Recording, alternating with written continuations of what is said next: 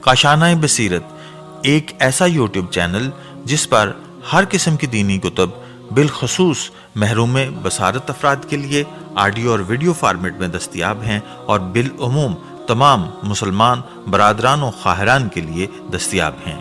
اس لیے آپ سے گزارش ہے کہ بیل آئیکن کو پریس کر کے ہمارے اس چینل کو ضرور سبسکرائب کیجیے تاکہ آئندہ آنے والی ہر کتاب آپ کو بر وقت ملتی رہے۔ کاشانۂ بصیرت، کاشانۂ بصیرت، کاشانۂ بصیرت، کاشانۂ بصیرت۔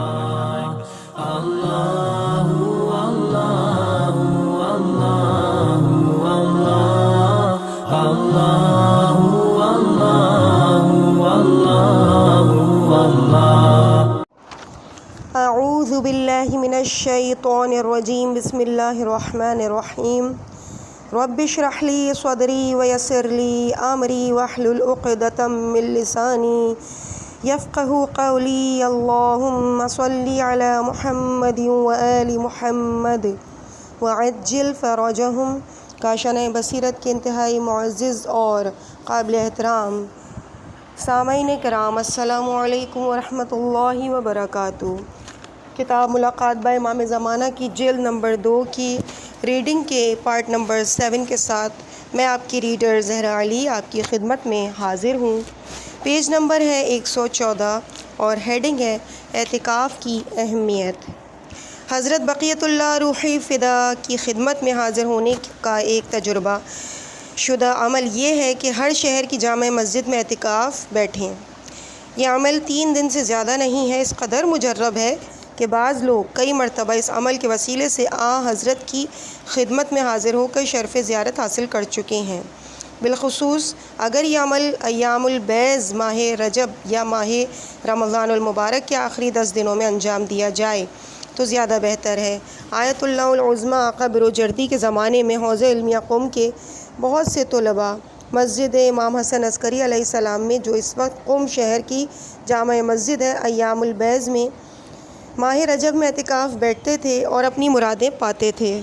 یہاں تک کہ اعتکاف کی خاطر حوض علمیہ قم میں درسوں کی چھٹی ہوتی تھی۔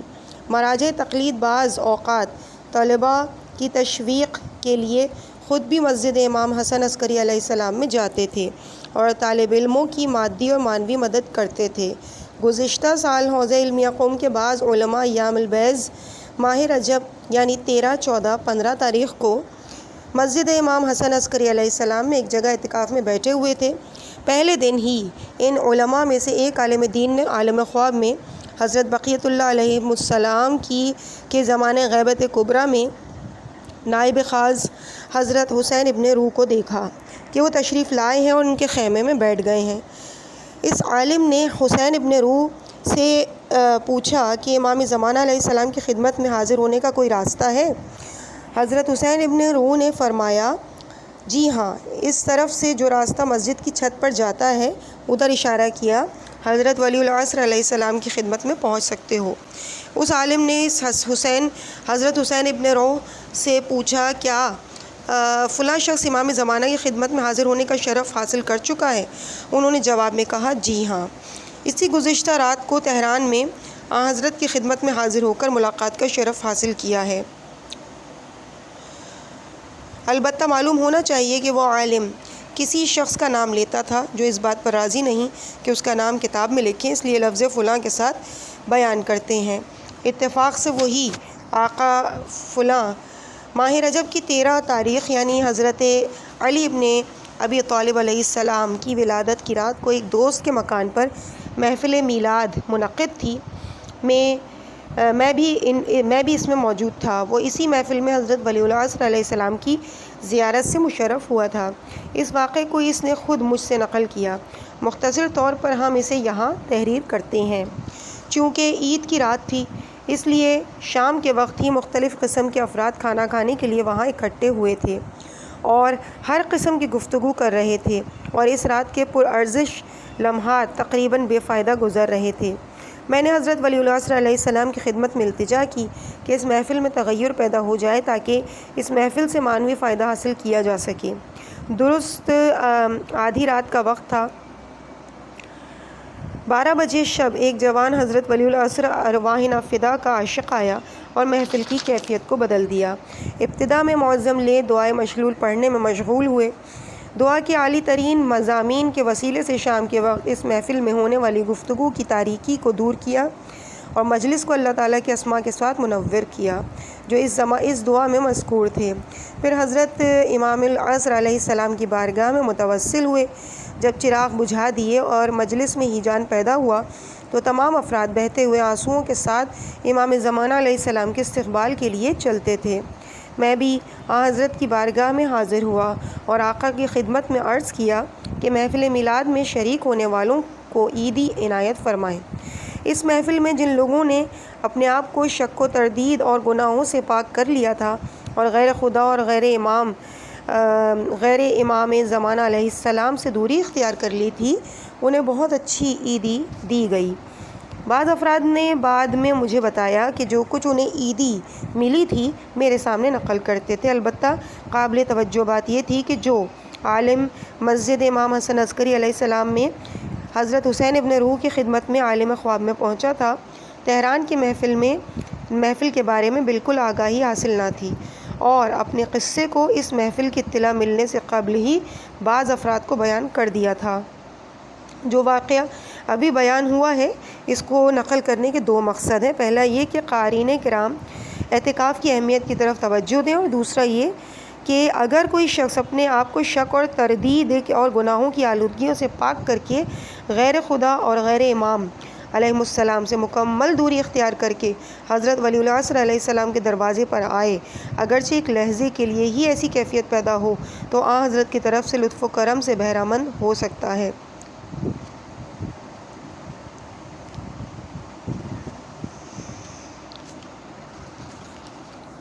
پیج نمبر 117، ہیڈنگ ہے چشم دل باز کن۔ ایک اللہ تعالیٰ کا ولی جس کی قلبی آنکھیں روشن تھیں، ایک ہی وقت میں حضرت زینب خاتون سلام اللہ علیہا کے حرم اور حضرت رقیہ سلام اللہ علیہا کے حرم میں اور معاویہ ثانی یزید کے بیٹے کی قبر پر گیا، اور معاویہ ابن ابو سفیان کی قبر پر جو خراب حالت میں تھی اس پر بھی گیا، تاکہ وہ کہتا تھا کہ ان قبور کے مناظر نے مجھے سوچ میں ڈال دیا تھا، یعنی شام کے لوگوں میں کم از کم 90% افراد معاویہ ابن ابو سفیان کے طرفداروں میں سے تھے۔ لہٰذا میں یہ سوچنے پر مجبور ہوا کہ ان محضرات کے قبور پر لوگوں کا اظہار محبت و عقیدت کے لیے آنا جانا اور معاویہ کی قبر کا خراب حالت میں ہونا لوگوں کی بے توجہی ایک اتفاقی چیز ہے یا غیر طبعی ہے۔ اس بنا پر میں مسجد اموی میں گیا، راس الحسین کے مقام پر ایک کونے میں بیٹھ کر اس موضوع کے بارے میں سوچ رہا تھا کہ اچانک ایک منظر قبور آنکھوں کے سامنے آ گیا۔ ان دونوں گروہوں کے طرفداروں کا گروہ گزرنا، ہر گروہ کے طرفدار یعنی حضرت رسول خدا صلی اللہ علیہ وآلہ وسلم کے اہل بیت اطہار کے دوست اور بنی امیہ کے دوست میری آنکھوں کے سامنے سے یوں گزرنے لگے کہ سابقہ زمانہ لوٹا اور وہی منظر دکھایا گیا۔ حکومت و باطل کے طرفدار، بنی امیہ کے طرفدار حیوانات کی شکل و صورت میں دکھائی دیے تھے اور ان کی تعداد بہت زیادہ تھی۔ ان کا مقصد آرام اور سکون، جاہ و قدرت طلب کرنے کے علاوہ اور کوئی نہ تھا، یعنی ان لوگوں کی بنی امیہ کے ساتھ صرف اس وقت تک محبت تھی جب تک ان کے ذریعے سے مال و دولت اور دنیاوی قدرت حاصل ہو سکتی تھی۔ لہٰذا جب وہ لوگ دنیاوی شان و شوکت اور مال و دولت سے محروم ہو جاتے تھے تو ان کی محبت بھی ختم ہو جاتی تھی۔ ان حیوانات کا واسطہ بنی امیہ کے ساتھ ختم ہو جاتا تھا، اس لیے بنی امیہ کے آثار مٹ گئے ہیں، اور جو لوگ طاقت کے بلبوتے پر لوگوں کے سروں پر حکومت کرنا چاہتے ہیں ان کے لیے باعث عبرت ہے۔ لیکن حق کے طرفدار، انسانیت اور فضیلت کے طرفدار، اہل بیت اطہار علیہ السلام کے طرفدار حقیقت میں محبت اور عقیدت رکھتے ہیں، معنوی اعتبار سے ارتباط رکھتے ہیں۔ ایسے انسان ہیں جو حیوانوں میں زندگی بسر کر رہے ہیں۔ وہ کبھی بھی یہ فکر نہیں کرتے کہ حق سے روگردانی کریں، ہر حال میں وفادار ہیں، ہمیشہ انسانیت اور مستضعفان جہاں کے استقامت کے ساتھ طرفدار ہیں۔ شام میں رسول خدا صلی اللہ علیہ وآلہ وسلم کی اہل بیت اطہار علیہ السلام کے قبور کے مناظر اور آثار، اور دوسری طرف بنی امیہ کی قبروں کی ویرانی اور خرابی، ایک درس عبرت تھا ہمارے لیے۔ یہ درس عبرت یہ ہے کہ انسان حیوانی صفت لوگوں سے وفاداری کی توقع نہ رکھے، اس لیے کہ ان کی نظر میں صرف اپنے ذاتی منافع ہوتے ہیں، فقط اپنی ذات کے لیے ہی سوچتے ہیں۔ حیوانات کی طرح صرف اپنی ذات کو ہی دوست رکھتے ہیں، لیکن اہل فضیلت و تقوی لوگوں میں روح انسانی زندہ ہوتی ہے۔ جہاں کہیں بھی فضائل و کمالات دیکھیں، عقیدت و محبت پیدا کرتے ہیں۔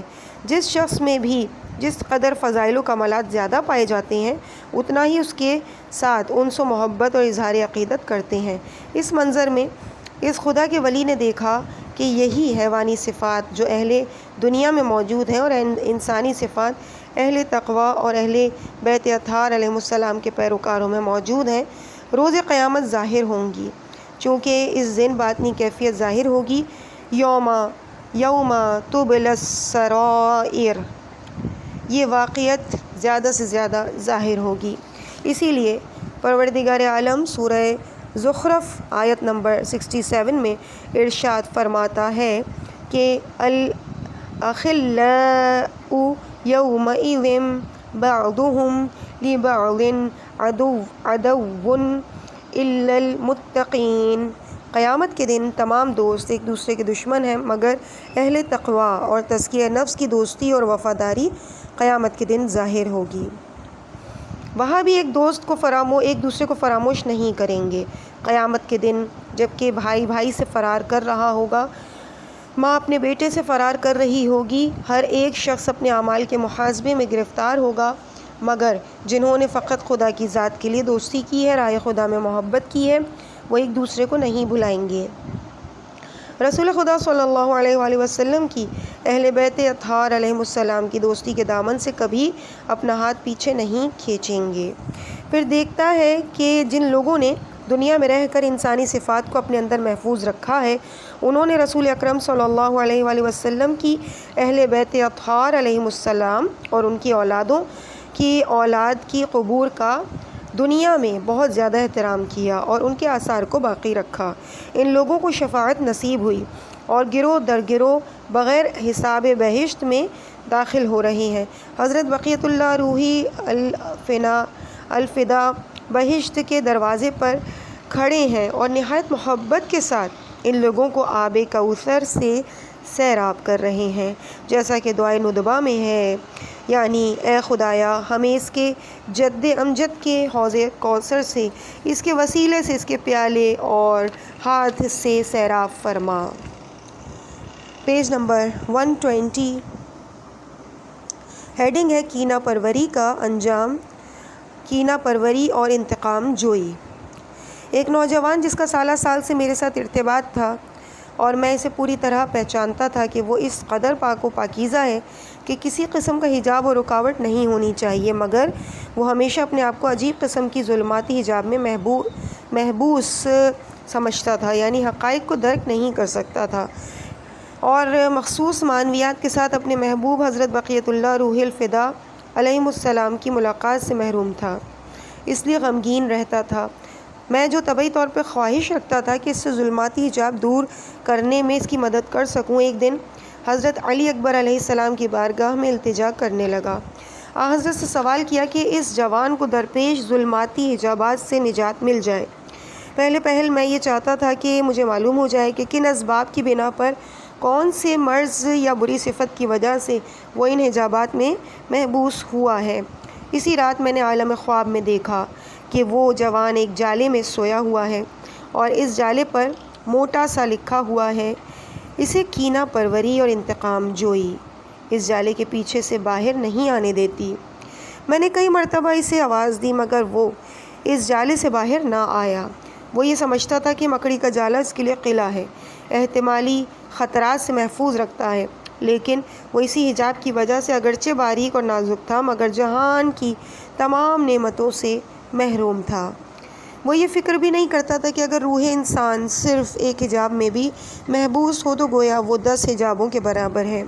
بالآخر اس جوان اور معنویات اگرچہ ایک باریک ترین ہی معنی ہو کے درمیان معنی موجود ہے جو انسان کو حقائق کے ساتھ ارتباط برقرار رکھنے سے دور رکھتا ہے اور تاریکی کی طرف دھکیل دیتا ہے۔ اگرچہ وہ معنی باریک ترین ہی کیوں نہ ہو۔ میں نے رات کو عالم خواب میں جو کچھ دیکھا تھا وہ صبح کے وقت اسے بتا دیا اور کینہ پروری اور انتقام جوئی کی بری صفت سے آگاہ کیا۔ وہ یہ خیال کرتا تھا کہ اس صفت کے ذریعے سے انسان دوسروں کے ظلم سے بچ سکتا ہے۔ زیادہ معاف کرنا مناسب نہیں، لوگوں کو اکثر معاف کرتے رہنا انہیں ظلم میں حوصلہ افزائی کے برابر، گویا وہ اور زیادہ ظلم کریں گے۔ لیکن میں نے قرآن کریم کی چند آیات پیش کی جن میں ایک ہی آیت بھی تھی، سورہ فرقان کی 69 نمبر کی آیت کہ اللہ تعالیٰ ارشاد فرماتا ہے وَعِبَادُ الرَّحْمَنِ الَّذِينَ يَمْشُونَ عَلَى الْأَرْضِ حَوْنًا وَإِذَا خَاطَبَهُمُ الْجَاهِلُونَ قَالُوا سَلَامًا۔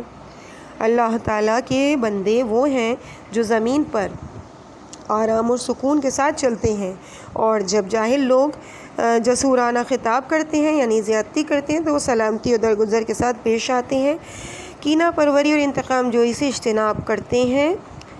پھر حضرت علی علیہ السلام کا فرمان پیش کیا کہ حضرت نے فرمایا لقد امر علی اللئیم یسبنی فمضیت وقلت لا یعنینی، یعنی میں ایک پست کمینے کے قریب سے گزرا کہ وہ مجھے گالی دے رہا تھا، میں نے اپنے آپ کو کہا کہ وہ مجھے گالی نہیں دے رہا، اور انتقام جوئی کا سوچا تک بھی نہیں۔ فتح مکہ کے وقت جب رسول خدا صلی اللہ علیہ وآلہ وسلم مکہ مکرمہ میں داخل ہوئے تو ایک شخص نے مشرکین مکہ کو خطاب کر کے کہا آج کا دن مہر و محبت اور رحمت کا دن ہے۔ میں نے اس جوان کو کہا صفت انتقام جوئی اور کینہ پروری حقیقت میں حیوانی صفات میں سے ہے، مگر اس کے مقابل درگزر اور مہر و محبت انسانی صفات بلکہ صفات الہی ہیں۔ لہٰذا اگر تو یہ چاہتا ہے کہ ان حجابات سے رہائی حاصل کرے جو میری نظر میں روحانی مرض ہے اور تیرے اندر موجود ہے تو اس سے دوری اختیار کرو۔ کینہ پروری اور انتقام جوئی جیسی بری صفت کو اپنے آپ سے دور کرو اور لوگوں پر مہربان بن کر رہو، عفو و درگزر سے کام لو، مہر و محبت کے ساتھ پیش آؤ۔ اس نے ایک پروگرام بنایا، تقریباً متواتر 80 دن تک نہایت زحمت کے ساتھ اس بری صفت کو اپنے آپ سے دور کیا۔ جس وقت اس حجاب کو دور کرنے میں کامیاب ہوا، یعنی اس روحانی مرض سے جب شفا حاصل ہوئی تو اپنے مقاصد میں کامیابی سے ہمکنار ہوا۔ ان میں سے ایک مقصد یہ بھی تھا کہ حضرت بقیت اللہ علیہ السلام کی ساتھ ارتباط روحی برقرار ہو اور فیوز و برکات کاملاً نصیب ہوئیں۔ ہیڈنگ ہے خوف خدا، پیج نمبر 123۔ حوزہ علمیہ قم کے طلباء میں سے ایک طالب علم نے کتاب پرواز روح کا مطالعہ کیا اور اس کے کہنے کے مطابق جو کچھ میں نے جوانی کے عالم میں انجام دیا تھا وہی کچھ اس نے بھی انجام دیا تھا، اور صرف ایک ایسے رفیق کی تلاش میں تھا جو مثل مرحوم آقا ملا آقا جان اس کی دستگیری کرے اور اس کے خیال کے مطابق جو تقریباً 25 سال سے اس رستے پر چل رہا تھا اس کی مدد کر سکتا تھا۔ میں نے بھی اس کی خواہش کو قبول کر لیا، اس لیے نہیں کہ میں اپنے آپ کو اس قابل سمجھتا تھا بلکہ صرف اس لیے قبول کرنے کے علاوہ میرے پاس کوئی اور چارہ نہ تھا۔ ہمارے درمیان یہ طے پایا کہ ایک دن ایک دوسرے میں یہ روحانی نقائص دیکھیں گے، ان سے ایک دوسرے کو آگاہ کریں گے، یعنی اگر مجھ سے کوئی غلطی ہوئی تو وہ مجھے آگاہ کرتے اور اگر اس سے کوئی اشتباہ ہو جائے تو میں اسے بتاؤں۔ کافی مدت تک اس معاہدے کے وسیلے سے ہم اکٹھے رہے۔ محبت اور پختگی اس حد تک پہنچ گئی کہ ایک دن میرے پاس آ کر مجھے کہا کہ آئندہ کے بارے میں خوف اور قلبی اضطراب نے بے چین کر رکھا ہے، چند دنوں سے میری زندگی تلخ ہو گئی ہے، کچھ سمجھ میں نہیں آتا کہ کیا کروں۔ میں نے پوچھا کیا تو خدا کو دوست رکھتا ہے؟ اس نے کہا اتفاقاً مجھ میں اللہ تعالیٰ کی اتنی محبت ہے کہ بعض اوقات اپنی عجیب حالت ہو جاتی ہے، اکثر راتوں میں صبح تک گریہ کرتا رہتا ہوں، اللہ تعالیٰ کی بارگاہ میں مناجات کرتا رہتا ہوں۔ اس قدر خوف اور قلبی اضطراب یہیں سے پیدا ہوا، یعنی اس لیے ڈرتا ہوں کہ کہیں مجھ سے ایسا کام نہ ہو جائے جو خدا مہربان کی کمی کا باعث بن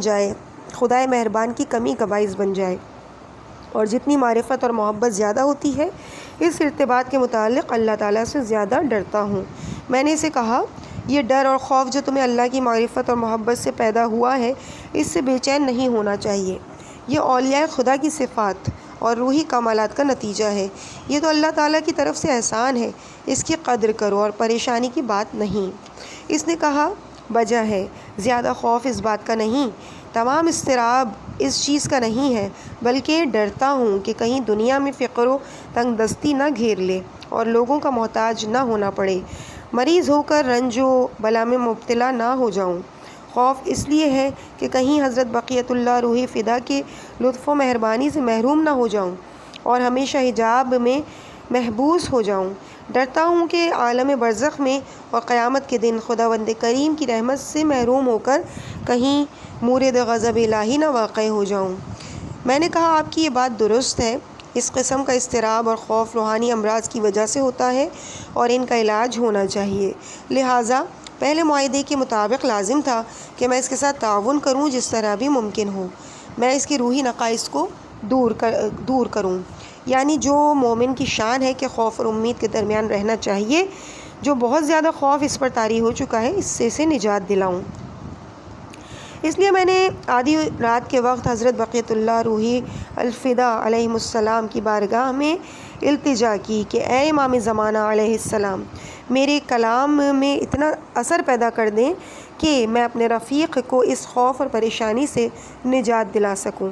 دوسرے دن صبح پھر وہ میرے پاس آیا، ابھی وہ اپنی پریشانی کا اظہار کرتا تھا، اس کی شکل و صورت سے آیا تھا کہ وہ اسی اضطراب کی وجہ سے ساری رات نہیں سویا۔ میں نے اس سے کہا آپ آئندہ کے لیے کیوں ڈرتے ہیں؟ مگر اللہ تعالیٰ نے قرآن کریم میں نہیں فرمایا مَن یتوکل علی اللہ فہو حسبہ، جو اللہ تعالیٰ پر بھروسہ کرے اللہ اس کے لیے کافی ہے۔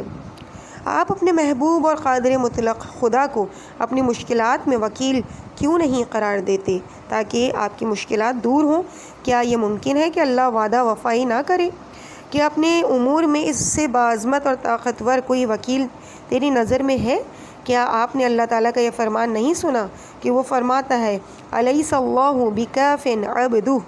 کیا اللہ تعالیٰ اپنے بندوں کے لیے کافی نہیں ہے کہ اس پر بھروسہ کیا جائے؟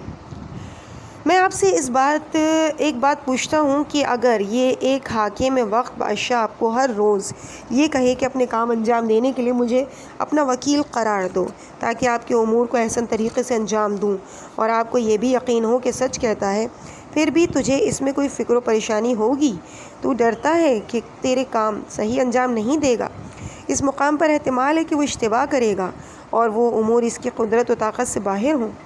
لیکن خداوند کریم کی ذات کے بارے میں اگر اشتباہ کا احتمال دے یا اس کی قدرت کو محدود سمجھے تو کافر ہو جائے گا۔ اللہ تعالیٰ کی ذات کے متعلق اشتباہ کا احتمال اور اس کی قدرت اور حاکمیت کا محدود ہونا ناممکن ہے۔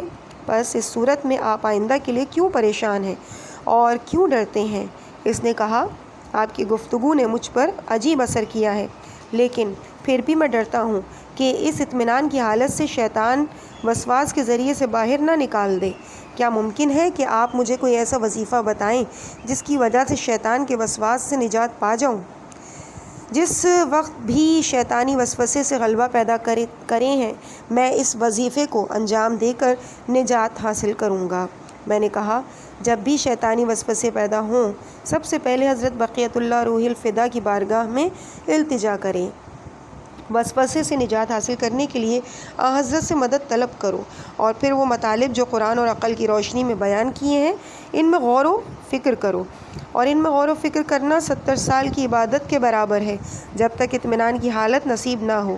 حدیث نفیس من عرف نفسہ فقد عرف ربہ میں سوچ و بچار کرتے رہو اور کوشش کرو کہ شیطانی وسوسہ ایک لحظے کے لیے بھی آپ کے دل میں نہ رہے، یعنی اگر کسی کام کے لیے کہیں جا رہے ہو اسے انجام دینے میں جلدی بھی ہو، اچانک آپ کو احساس ہو کہ دل میں وسوسہ پیدا ہوا ہے تو یہ کام جتنا بھی اہمیت والا ہو اسے چھوڑ دو اور اسی وسواسی حالت سے نجات حاصل کرنے کے لیے وظیفہ انجام دو، ورنہ ممکن ہے کہ اگر یہ حالت تیری روح میں چند منٹ کی زیادہ ٹھہر جائے تو تیری روحانی حالت کو تباہ و برباد کر دے گی، اور بہت بڑی محنت و زحمت کے ساتھ بھی وسواسی حالت زائل نہ ہو سکے گی۔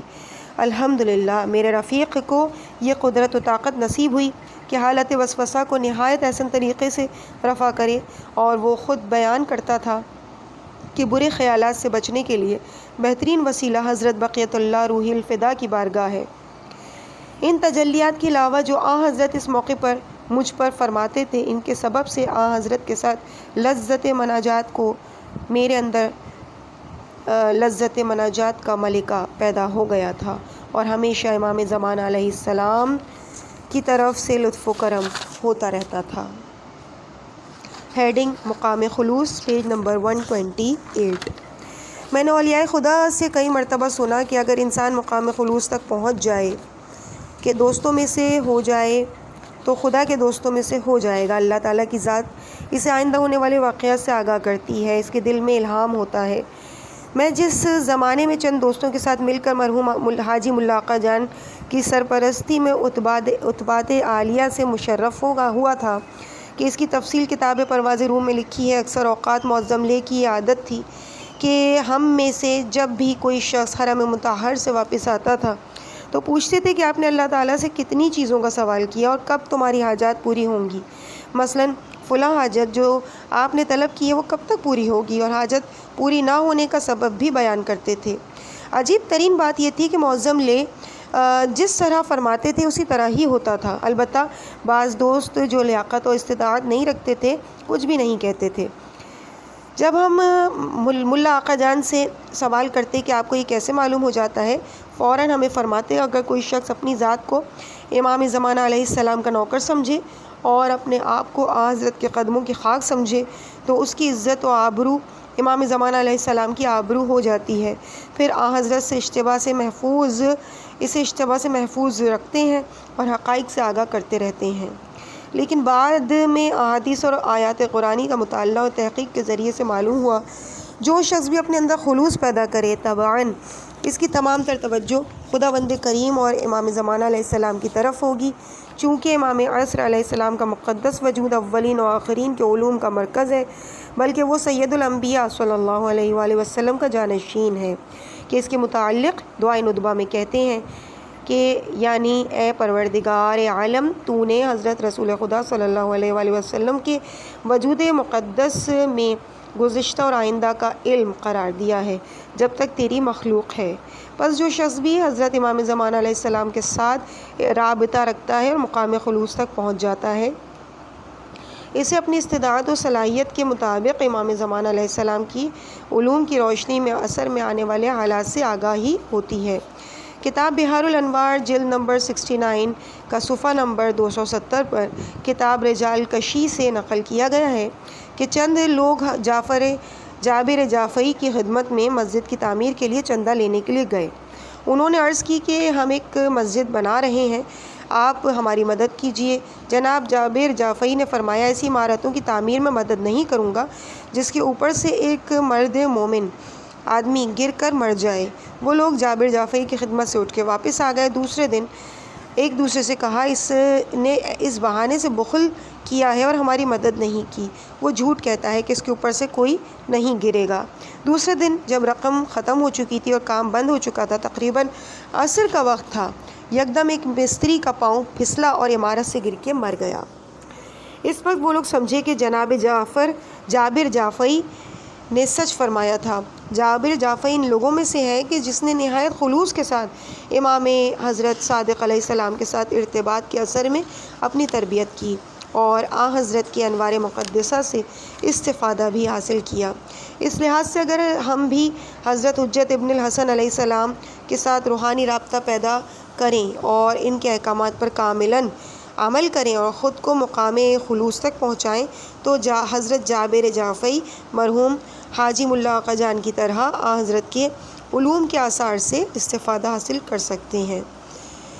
ایک طالب علم نہایت خلوص کے ساتھ دینی علوم حاصل کرنے میں مشغول تھا، اگرچہ ابتدائی مراحل جو اس نے طے کیے تھے ان کی طرف خود متوجہ نہیں تھا، لیکن مجھے کہتا تھا کہ حاجی آقا میں نے جب یہ ارادہ کیا پہلے پہل گھر میں پہنچ کر ایک کمرے میں تنہا بیٹھ کر سوچا کیا میرا یہ عمل خداوند کریم اور حضرت امام زمانہ علیہ السلام کے لیے ہے یا خواہشات نفسانی کے لیے؟ الحمدللہ ایک مقدسہ سے پہلی نظر میں ہی معلوم ہو گیا کہ سوائے خدا کی ذات کے اور کوئی مقصد نہیں تھا۔ مقدمہ یہ تھا کہ مگر میں دیوانہ ہوں کہ اس زمانے میں جب کہ اس علم کے حصول کو لوگ پسند نہیں کرتے، فقر و تنگ دستی کے ساتھ ہوائے نفس کی خاطر کئی سال مدارس میں درس پڑھنے میں مشغول رہا ہوں، لیکن چونکہ میں جس مجتہد کی تقلید کرتا تھا اس نے مجھے فرمایا تھا کہ علم دین حاصل کرو۔